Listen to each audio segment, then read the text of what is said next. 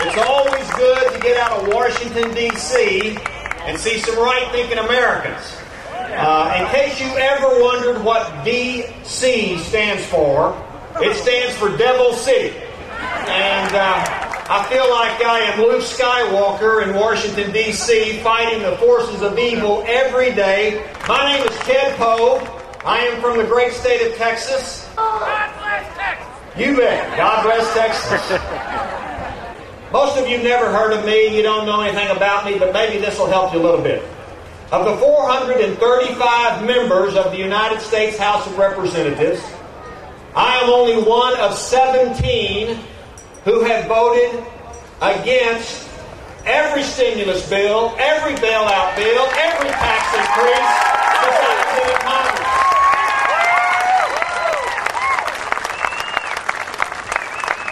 When I went to Congress, I took a pledge that I'd never vote for a bill that required a tax increase. And let me tell you, I've never voted for a bill that required a tax increase. And we need more members of Congress voting for tax increases. You know, years ago, when the British thought they were in control of these parts of the country, they called folks like you the rabble. You know, they thought that was an insult. You've been called a lot of things more recently by folks in Washington, D.C. And I've got news for the federal bureaucrats who want to rule over you. The rabble is back in town and they want to take over. Our forefathers did not cross oceans and conquer continents just to make us slaves of government tyranny. Those days are going to end. And I want to make sure that our federal government understands that. You know, we just passed what is called the health care bill. That bill has nothing to do with health and certainly nothing to do with care. It has everything to do with government control over your life. You see, those in Washington think they know better about how to take care of you than you do. That you're not smart enough to take care of yourself, so the government, of all things, has to take care of you because it is all-knowing and all-powerful. Let me tell you something. We are not going to allow our federal government to make us another European nanny state where we look to the federal government for everything that comes our way. And there are 18 states. 18 states, through their attorney generals, have said no to government takeover of health. One of them, of course, is South Carolina. Another one, of course, is Texas. And you may not know this, but never before in American history have 18 states together sued the federal government in federal court saying what you are doing is unconstitutional. It has never happened before. But it's happening now. Because you see, there are 18 states who have actually read the 10th Amendment of the U.S. Constitution. And the federal government's going to get a lot of 10th Amendment when they get to court on this health care bill. As I told you, I used to be a judge for 22 years. I've read the Constitution a few times, several times, and I've read it front and back, any way you can interpret it. And there is nothing, not a word, in the Constitution that gives the federal government the authority to run health care in the United States. It is unconstitutional.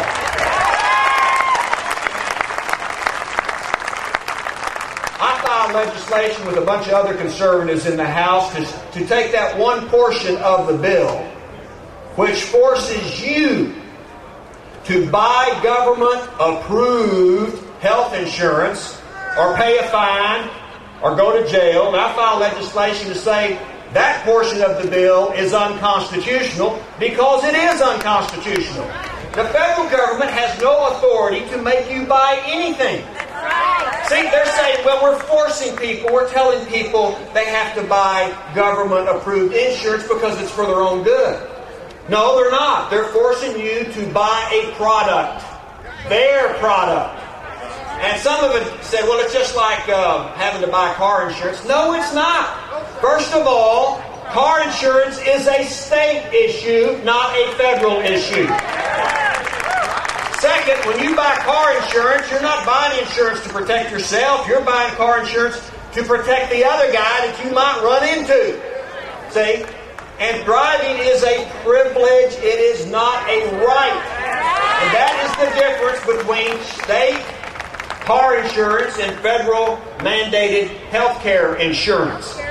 Also, it would be more like the federal government saying this: in the name of making sure we don't pollute the environment, we, the federal government, are going to tell you, the citizens out there in the fruited plain, that you have to buy a green car. So otherwise you'll pollute the air. And of course, you have to buy our car, the government-approved car. And that would be, of course, a GM car, Government Motors car, because they now own Government Motors. That would be the same thing, forcing you to buy a government car. So the federal government has no authority to force you to buy insurance, a car, or a box of donuts.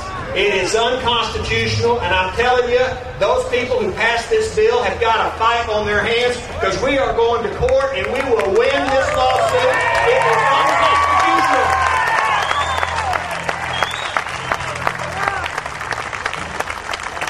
If you think government health care is a good idea, well, let me tell you something. It will have the competence of FEMA, the efficiency of the post office, and the compassion of the IRS.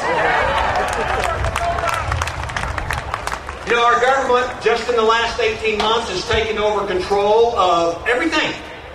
The banks, the financial institutions, the automobile industry, the housing industry, the student loan business. The government tells you how much water you can put in your toilets. The government now is mandating that everybody here must buy those little cute curly Q light bulbs by 2014. You know, those efficiency bulbs that are everyone made in China.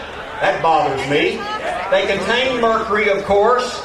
You know, China, that's the country that poisoned our dogs and cats with their dog food, gave us lead in our toys for our kids, and now they're putting mercury in light bulbs. I got an issue with the Chinese anyway. But the government is telling you that you must buy those. The government is the #1 landowner in the United States. The government owns most of the debt and controls most of the money, and the #1 employer. As Ronald Reagan said, government is the problem, not the people.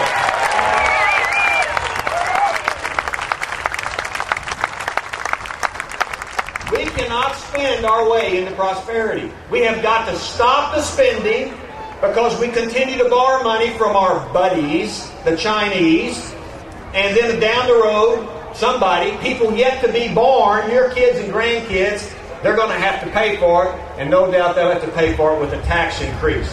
And that is awful. That is a terrible way to leave our future generations. So it's easy. Stop the spending right now, and no more taxes. The government's economic plan is pretty simple. If it moves, tax it. If it keeps moving, go regulate it.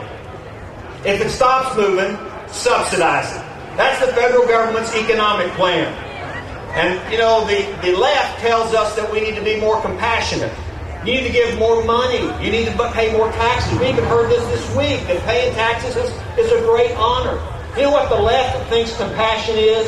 Here's what they think compassion is. Them taking your money and giving it to their friends. That is exactly what they mean by compassion. They decide where the money goes, and it goes to their friends.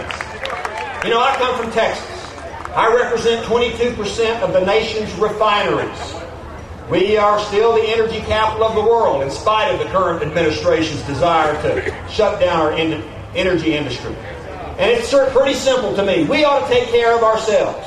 We need to do everything. We need to quit depending on foreign oil. 60% of our crude oil comes from the Middle East, from people who don't even like us. Much of that money, in my opinion, goes to terrorists and terrorist operation groups. We need to take care of ourselves. But we need to do everything